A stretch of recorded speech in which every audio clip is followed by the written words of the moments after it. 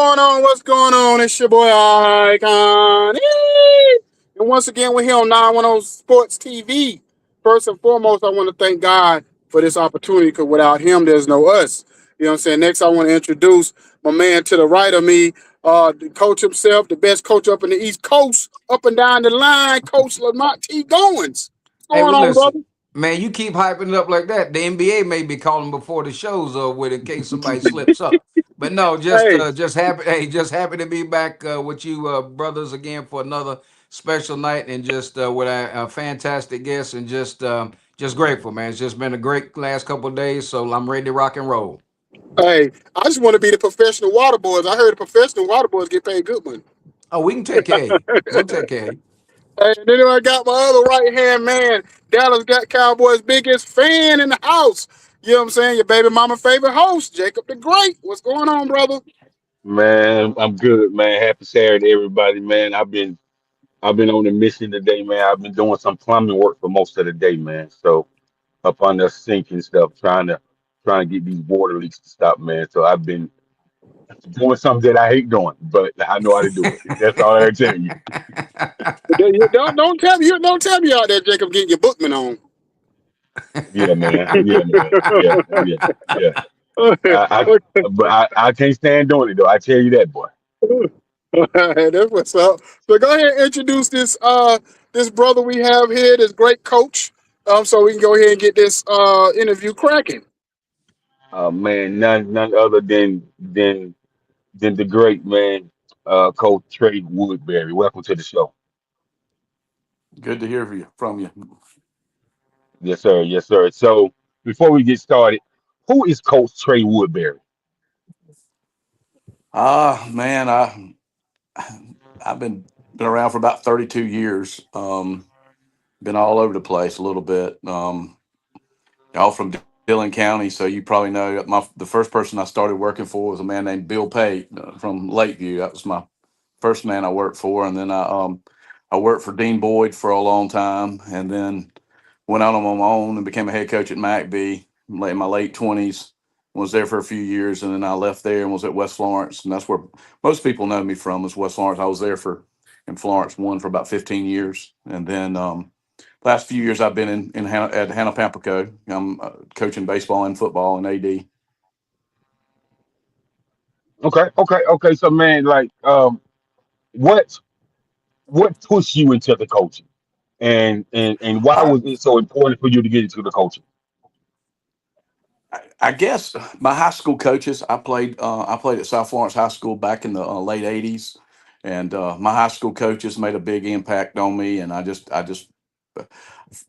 from my about my sophomore junior year of high school, I decided I want to be a high school football coach, and everything I did from then on was to make that dream come true. And then while I was in college, I got to work for, like I said, did a little mentorship with Bill Pate, who's in the High School Hall of Fame, and that even made me want to go in even more.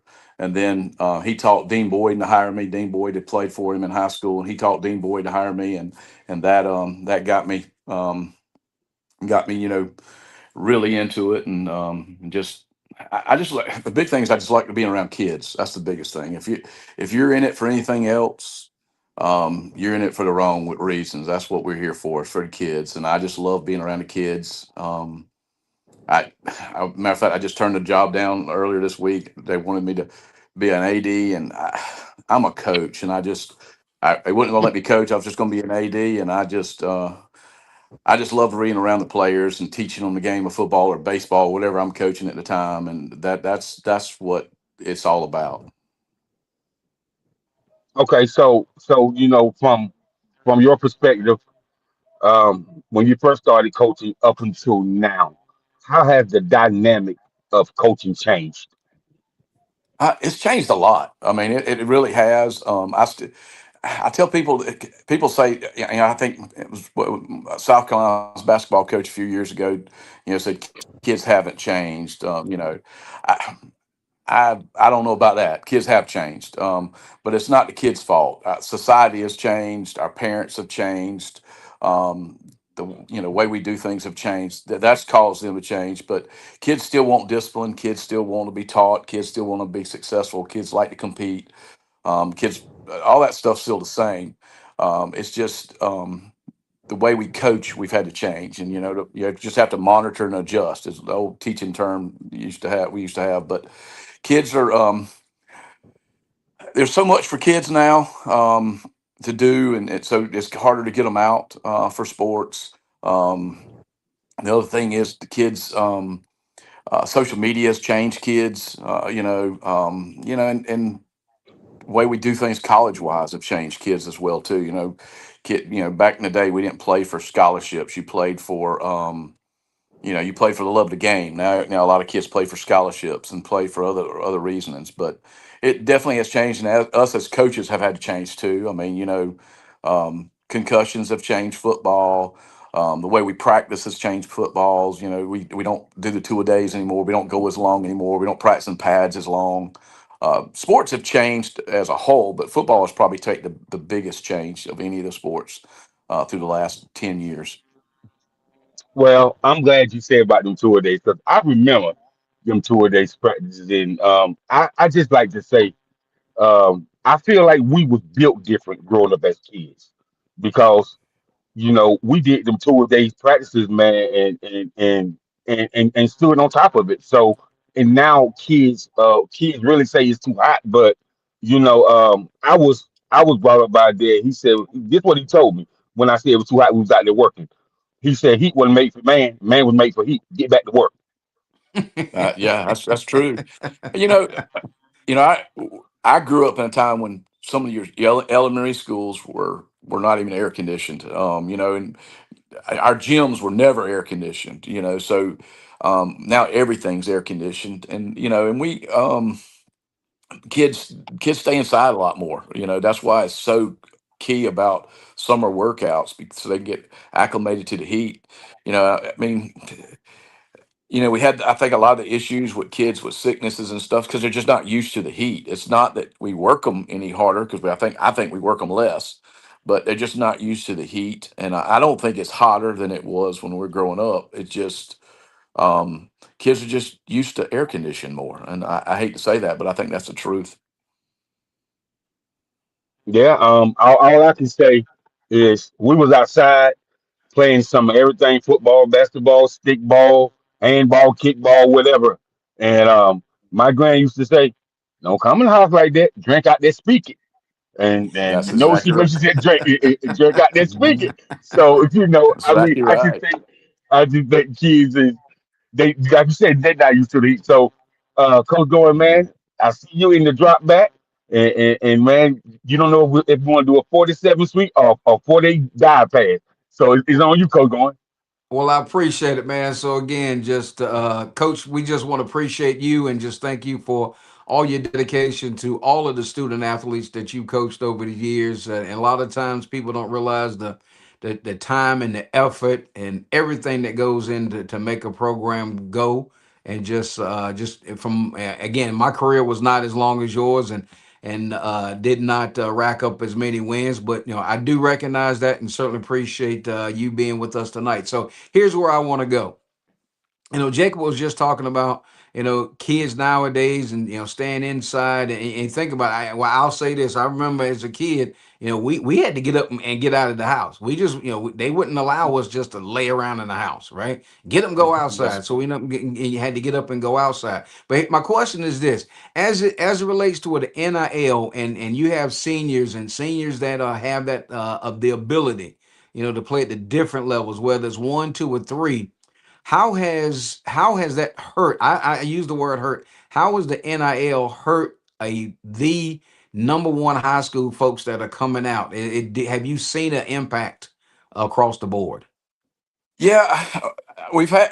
I think more the portal has hurt high school sports more than NIL. To be honest with you, um, back when I was at West, we sent a lot of kids to college. I think we had in the years I was there, we sent like 15 kids to Power Five schools from Oklahoma to Boston College to Virginia to Arkansas to all over the place. But um, you don't see those schools come around anymore. You might get Clemson and Carolina come around, but they just don't recruit. the high schools like they used to. Now, this year was a little bit better than it has been, but it's still not like what it used to be.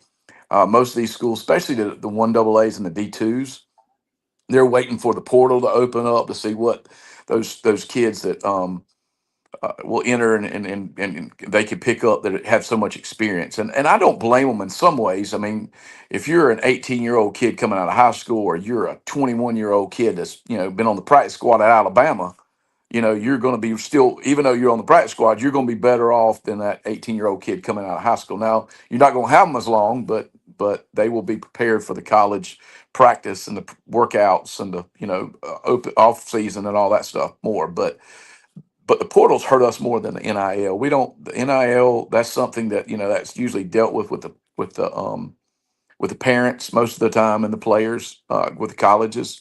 So we don't see much of the NIL part of it come into effect with us. But the portal has been the real big issue with high school sports. Absolutely, absolutely. So here's where I want to go. So you're sitting in your office and you hear a knock at the door, and you get up or you say, "Come in." And when the person walks in, it is a young Coach Woodberry. What advice would you give yourself or any coach that comes through the door for the very first time that wants to do or walk in the shoes that you walked in? I would tell them to enjoy it, the ride more, enjoy coaching more, and make sure your kids enjoy it more. I think we work our kids sometimes so hard that they don't get enjoy the moment. Mm, They miss out on the practices and the bus rides and the workouts and those types of things, and they also enjoy the other things that go on in the school other than football or baseball or basketball, whatever sport they're coaching. They will enjoy the proms and the dances and the stuff like that. I think we sometimes, back to old school coaching, don't worry about that dance, don't worry about that homecoming, don't worry about all mm. that stuff that goes on, but enjoy school, because we're talking about NIL, we're talking about portal, but let's be real. How many kids on your team, especially at the Class A level where I'm at now, go on and play at the next level? It's not a lot. And, people forget this too. Sports are the biggest dropout prevention that any school district can provide our students.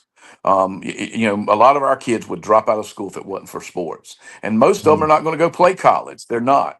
They're Right. they're going to go off in the workforce or in the military, or go off to college and without playing athletics.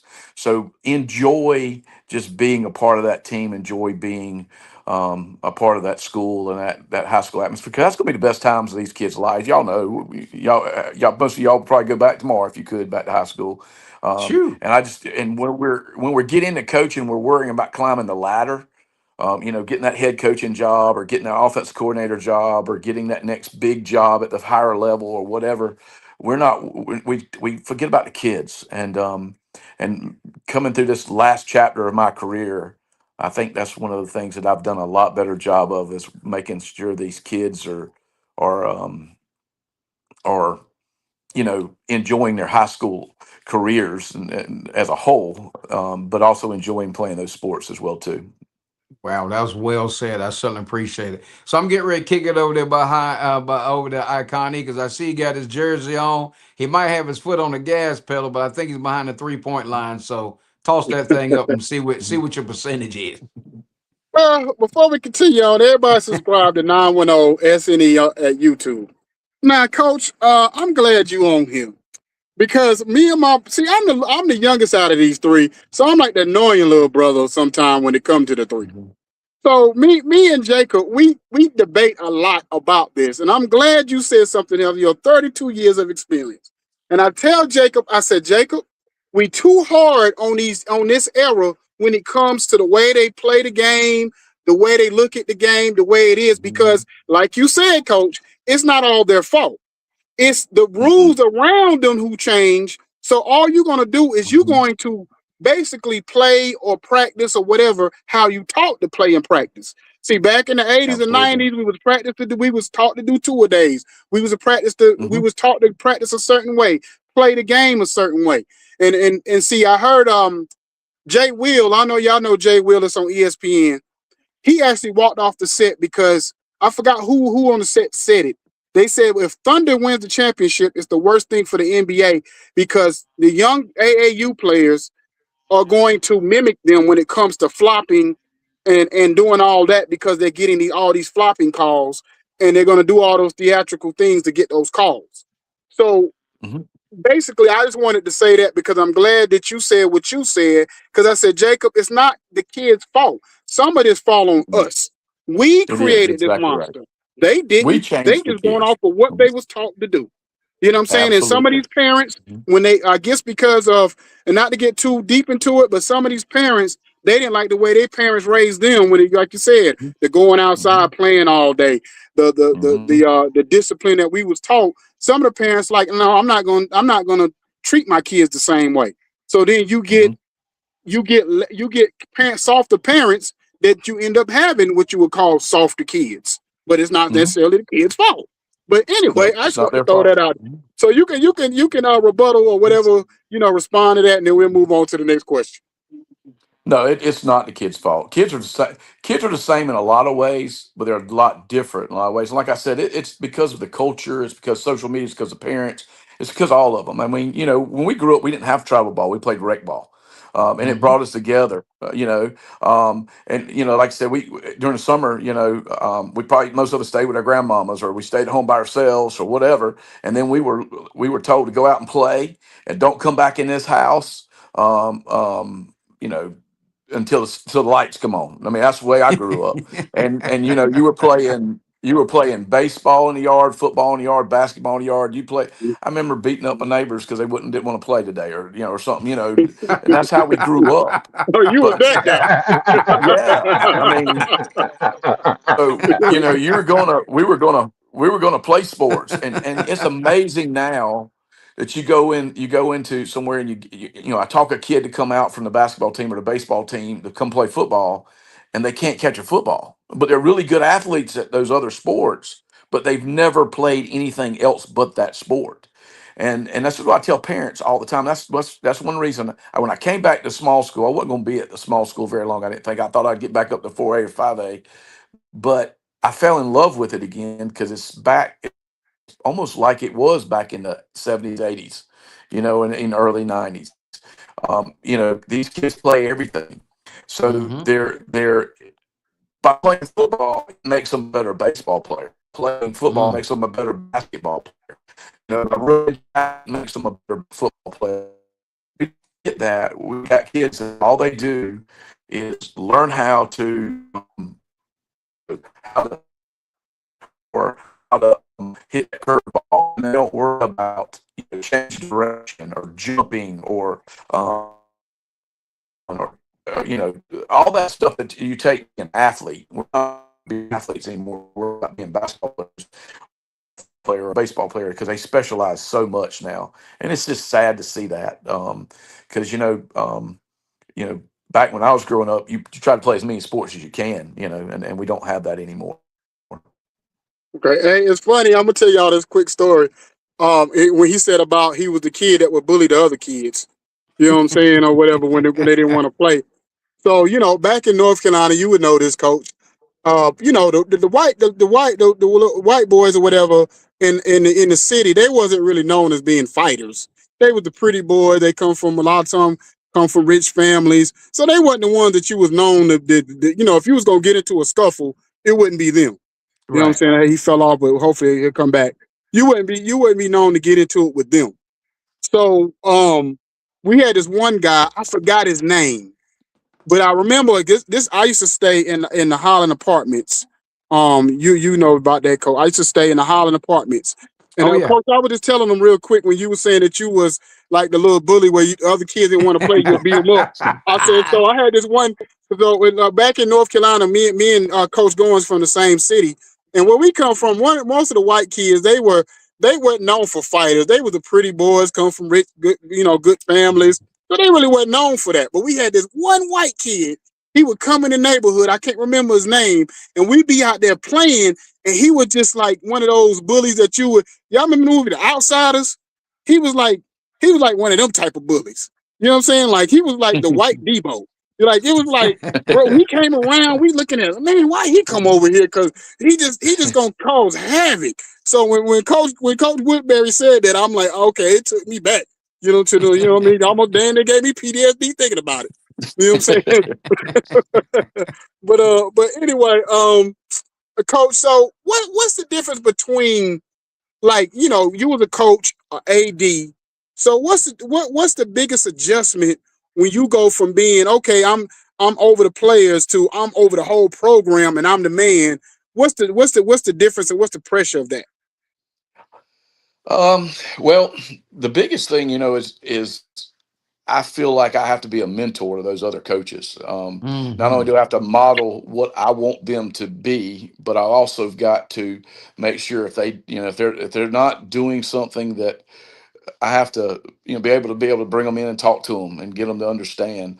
And that's you kind of you're kind of like the head coach of the whole athletic program. That's basically what you are when you're the athletic director.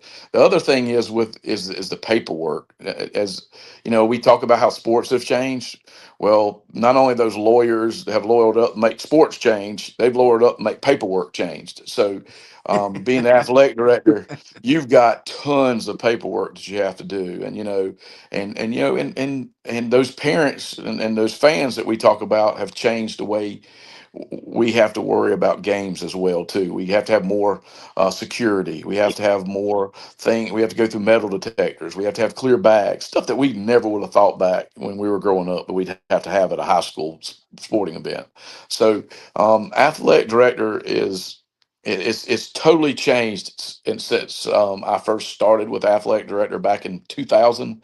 Was the first year I became athletic director. So 26 years later, it's totally changed, but it's really changed in the last 10 years. And it kind of scares me what we're going to. I mean, we see it every year. The parents that go crazy on a coach or official, or fan fighting in the bleachers, or you hear about, like we've heard in multiple sports this year, gunshots at games.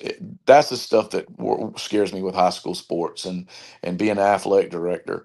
That has something that has to that you have to think about a lot more. Yeah, before I kick it over to Jacob, I do, because we just had the incident this past week. I don't know if y'all all seen it with Kendrick Perkins. And I get it to a certain degree, but at the same time, you're a high, you're a person that everybody watches on TV every day. And I understand when you said you was protecting your players, and you feel like it's gonna happen again, and you'll do it again in the same manner. And I'm thinking that's not a good precedence to sin. That's not a good example to feel like you want to resort to fighting, another coach based off of what happened.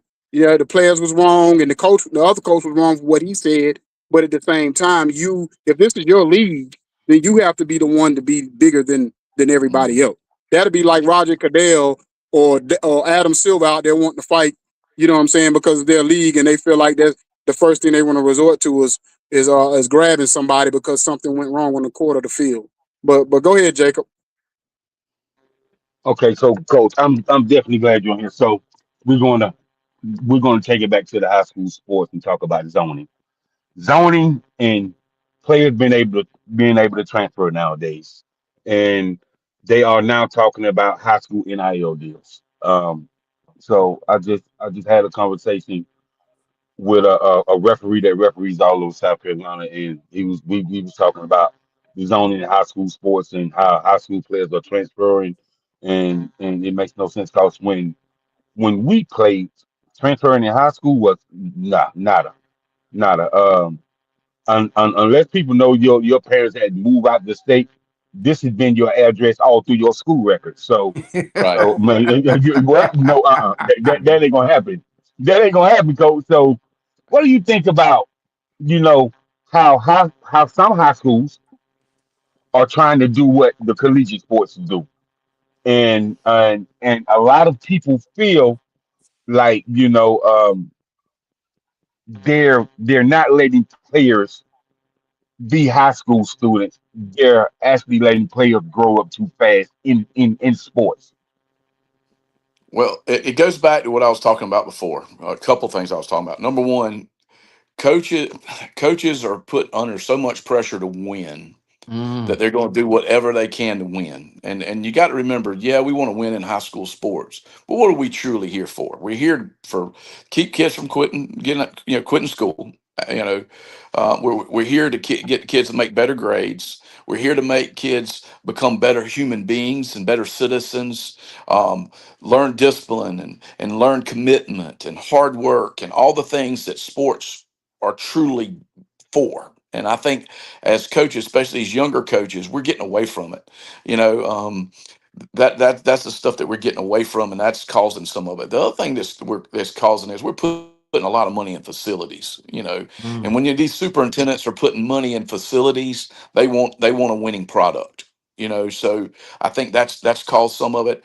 We actually won the state championship in softball last night, and Jerome Singleton was there to present the trophies, and he and I sat together at the game and we talked a lot. He and I go way back, and he's just a great man. I hate to see that we're losing him, but he we talked about that's the first thing he asked me. He said, "Trey, how's this new transfer policy going to affect you?" And I said, "It's going to destroy me. It's going to destroy the small schools, but it's only going to hurt us for a little bit. But I ain't got a lot more years left in me. I'm probably I turned 55. I'm probably going to go till I'm 59, and but." What's going to happen is these kids are going to go to the bigger schools. They're going to go to a South Florence or a West Florence or a Wilson or any other of the big schools in the PD area. These little small schools like a East Clarendon or a Johnsonville or a Hannah-Pamplico or even Lake City. They're going to transfer to these bigger schools because they want the play in these bigger atmospheres, or these schools are recruiting them or whatever it may be. And then what's going to happen is they're going to get there and they're leaving their high school. We're at a big fish in a little pond Mm. at Hannah-Pamplico, and they get to a South Florence, and they don't realize how many good athletes they have there, or because they just won, how many state champions, and then they don't get to play. And now what people don't understand with that rule, it's harder for them to transfer back, and now they're stuck. And now a kid that could, be a starter at a Hannah-Pamplico or a Johnsonville or a Latta or a Lakeview, they go to a Dillon or a South Florence or a West Florence or a Wilson and a Hartsville, and they don't get to play. And so, who's really losing out in the long run? You know what I'm saying? So that's what I think it's going to hurt the most is these smaller schools. Yeah, yeah, coach. I definitely agree with you on that. Now, Coach Goins, hey And man, that's it. you look like you're ready. So man, Hey, we gonna hit you with that long pass. but I tell you what, but hey, I'm wide open going down the field, but coach is laying it down like no tomorrow, right? He is telling you 100% the truth, right? And I go back, because I graduated in '84 from high school, and and to Jacob's point, your address was the same. You turn around and man, where you living? You better not be trying to go to another school because everybody in the county would blowing the whistle on you. But now, and coach is right. I mean, we're losing sight of the reason why athletics is in high school, right? A lot of times, some of these coaches think they're going to go down and play Duke, or they're going to end up going playing the Lakers. No, you're not. Parents is just out of hand, and coach is exactly right. You go to a game to sit down and watch high school. You don't go to the game to hear gunshots. You got to walk through a metal detector to go to a high school game, and that's quite alarming. So here's where I want to go, coach. So being wearing the AD hat, and you put the AD hat down and you go out and you toss some of that pigskin, and then all of a sudden, the weather breaks, and all of a sudden you hear them wood bats cracking. So put you on the spot. If you had to pick one favorite sport, what would it be? Um, Well, in a 32-year career, I've coached about everything. I've been a head track coach. I've had to coach baseball before. Matter of fact, my best friend who was in my wedding, was a longtime head baseball coach in South Carolina. I was his assistant for a long time. I'm old school. I think my favorite sport is whatever's in season. Okay. Like that's how I grew up. You go back to old, it's like I love watching high school basketball. I love coaching high school baseball. I love coaching high school football. Football was my main sport for many, many years. I was a head baseball coach first. But I just, it would be hard for me to choose, to be honest with you. It's whatever's in season. That's what I enjoy watching. I understand. I understand. So here you I want to hit you with this question right here. Is if you were coaching the Seattle Seahawks in the Super Bowl against New England, and in the backfield, we know who was in the backfield, Mr. Lynch. Would you what was your opinion? I always like to ask coaches this. What was your opinion? Was that just trying to outcoach somebody or just get a ball to everybody in the state? Everybody probably thought was gonna get the ball. What's your call? What call do you make in that situation? I'm handing it to Lynch 10 out of 10 times. I'm old school too with that. We're running the football. When you're inside the five and you can't run the football, you don't deserve to win the football game. Mm, I think we've gotten kind of pretty, especially in the college and pros, where we think we've got to throw the football to put people in the bleachers. Um, you got to put people in the bleachers to just win. And if he hands the oof, ball off there, Seattle Seahawks win that football game. No doubt absolutely, about it. Um, absolutely. that you've got to be able to block down, kick out, and run the football right there in that inside the five. Man, boy, I tell you, said iconic boy, that make you want to put that chin strap on, tighten it up when he said run that kick out, man. Make that Yeah, block. yeah. I'll put it on, but that's all I'm gonna do is put it on. All right, I'll kick it to you, man. But nah, coach, it's funny you said it because I'm a big Miami Hurricane fan, and we probably the one of the few college teams that still run the ball a lot. Sometimes it drives us crazy because we run the ball too much at the wrong time. I feel like we need to pass to open up the game a little bit more. But we one of the few teams that still kind of use like a rotation of backs.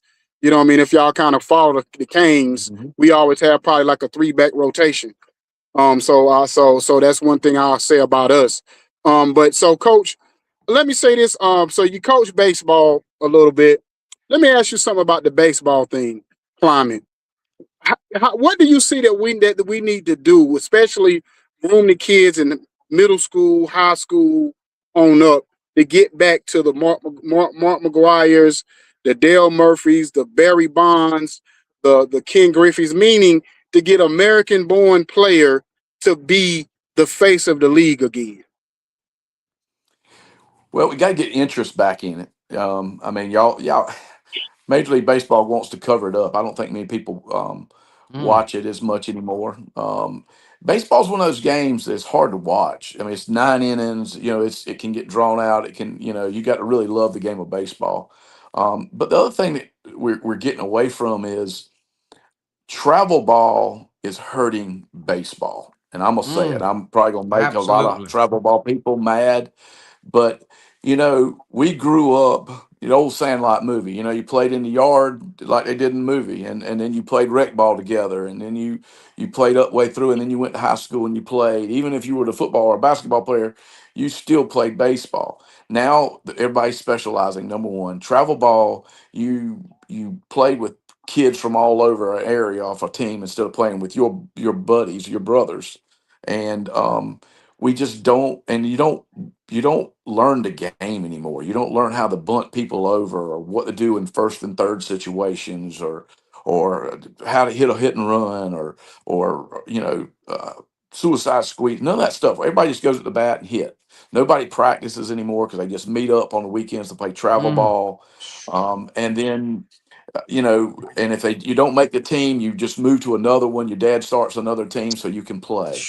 So if we're going to get baseball back like it was in the 90s, we've got to put the interest back in it and make it like it was back in the 90s growing up, to be honest with you. I mean, uh, baseball is a great sport, but it's not a great sport when it's not played the right way. Mm, Yeah, because I say this too, and I agree with you, coach. I had three nephews. All of them played that year-round baseball. By the time they got to middle school and high school, they was burnt out. My They mm-hmm, one were burnt nephew, out. he ended up he ended up playing in the NFL. He plays for the Detroit Lions now, but Hmm. his love was baseball for a while, but he chose football instead. Hmm. And because he just got burnt out, I think, with baseball, even though he was great at it Yep. and could have actually, he got a scholarship, at state to play both, but he chose football. And I think they need to get. I don't understand. I never understood year-round baseball. I never understood that I part. it, When do all these kids gonna be allowed to be kids if they're playing mhm. baseball year round? Doesn't make any sense. Absolutely, So absolutely. yeah, so I'm gonna ask this last question before I kick it back over to Jacob. What drives me crazy in basketball right now, more than anything, forget all the other, the NIL, the softness, all this stuff. The one thing that drives me crazy is a 3-on-1 break, and either you kicking it out to the three, or you don't know who to throw the ball to.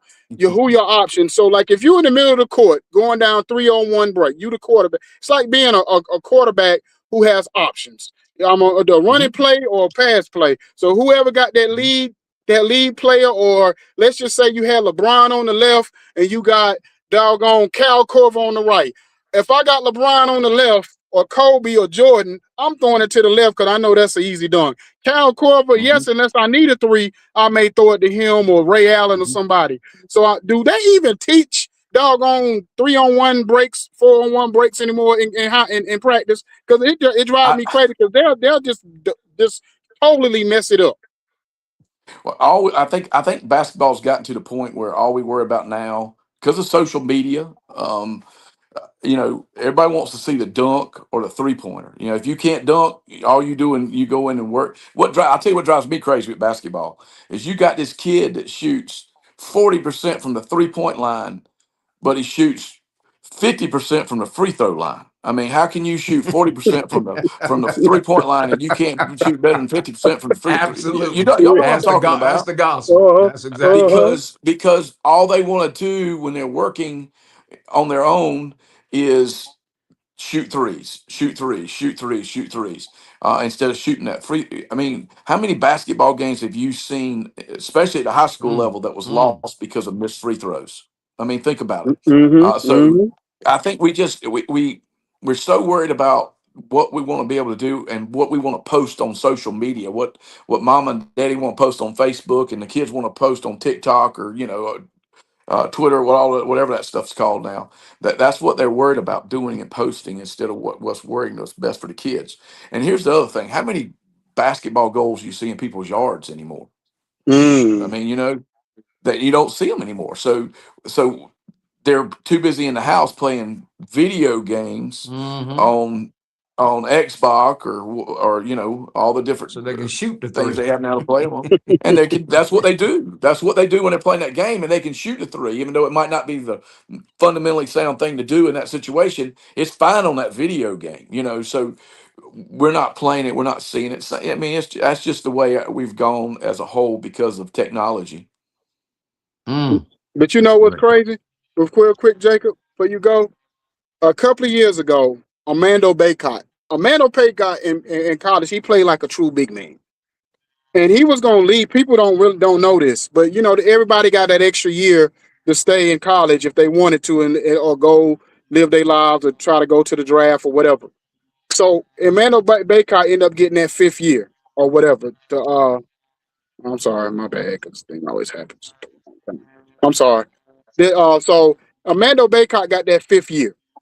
And so they told him to go back. The NBA scouts told him to go back and work on his 3-point game. So if you really notice his last season, if you follow the Tar Heels at all, Armando Baycott at least once a game would shoot an ill-advised 3-pointer just to show the scouts that he could do it.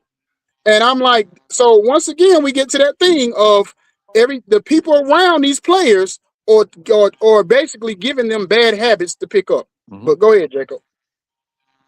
Well, and you're right about the outcome, but this is what I want to say. When it comes to high school sports, in the next 3 to 4 years, I feel like there'll be more scholarships giving out for softball and volleyball. So Mhm. if you if you guys ain't heard, the commissioner of the commissioner of Major League Baseball is starting a Major League Softball league.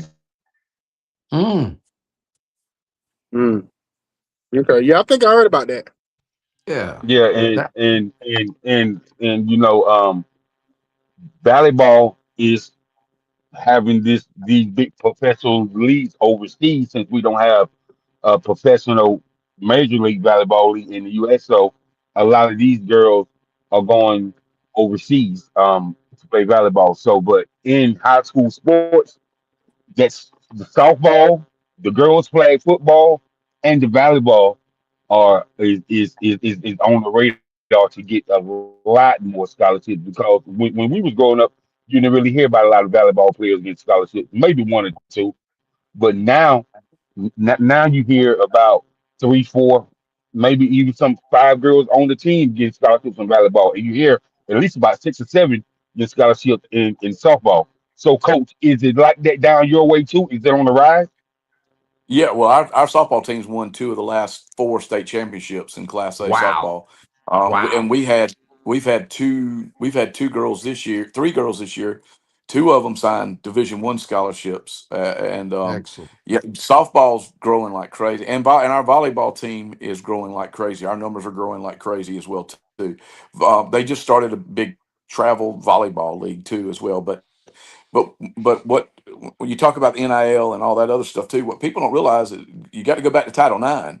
They just bumped up football from 85 scholarships to 110, I believe it is, or 105, something like that. Basketball's gone from, I think it was like 12 full rise to 15 in male sports. Um, so you're adding all these baseballs going from, what was it, 3.5 scholarships to, or no, 11.5 scholarships to 35 scholarships. So they've got to add those scholarships to girls sports too. And right now, softball is very popular, and volleyball is growing. So they're going to add those scholarships to those sports. So when they add those scholarships to those sports, because of Title IX, they're going to have to go out and find more girls. So yeah, it is definitely going to cause a lot more scholarships for volleyball and softball players.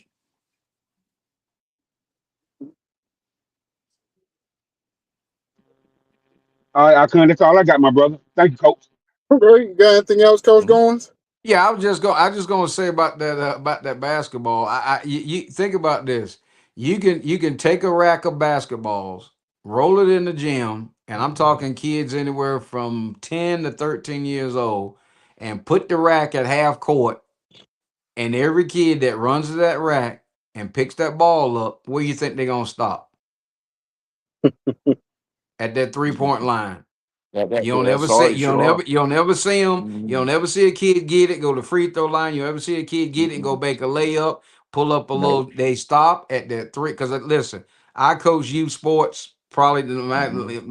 for like 12 years after I got out of coaching, and you just roll the ball. And people talk about, and again, I'm not putting this on Curry, but him shooting the ball the way he did has really, really Mhm. hurt youth basketball because every kid that I've dealt with in the last 12 or 13 years, you roll a baller in there, first thing gonna do is jack up a three. But last thing I want to say, Coach Woodbury, you laid it down, my friend. It was absolutely Mhm. truth. It was absolutely well said, and it couldn't have been said any better than you put it down. So I certainly appreciate it. I'll kick it to you, Icon.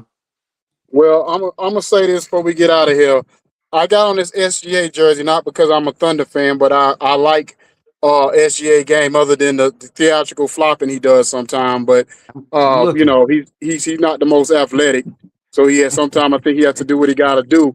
But the one thing I appreciate about his game is he's one of I would say a dinosaur player because he's one of the few players that actually uses the mid range game to his advantage and doesn't rely on the 3 point game like a lot of other players kind of cop out and does. I think I like even like a Jason Tatum. I think he could take this game to a whole nother level if he loses the post up game and the mid Okay. range game a little bit better, especially because you got to think Carmelo's built like I mean Jason Tatum's built like Carmelo, and Carmelo was a mid range guy. And if Jason Tatum used that to his advantage, especially being a 3 and D guy, he would go to a whole nother level. You know what I'm saying, or whatever. So, but that's all I got for the night, Coach. I appreciate you coming on, giving us your time.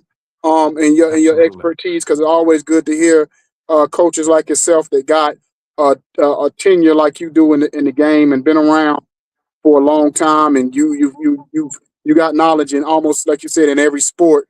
So you can really kind of break it down to us and let us know what the real is. And so we can, so especially me and Jacob not over here faking it. You know what I'm saying? We actually got real people on here that done it. So, but anyway, Coach, is anything else that you got to say before we get out of here?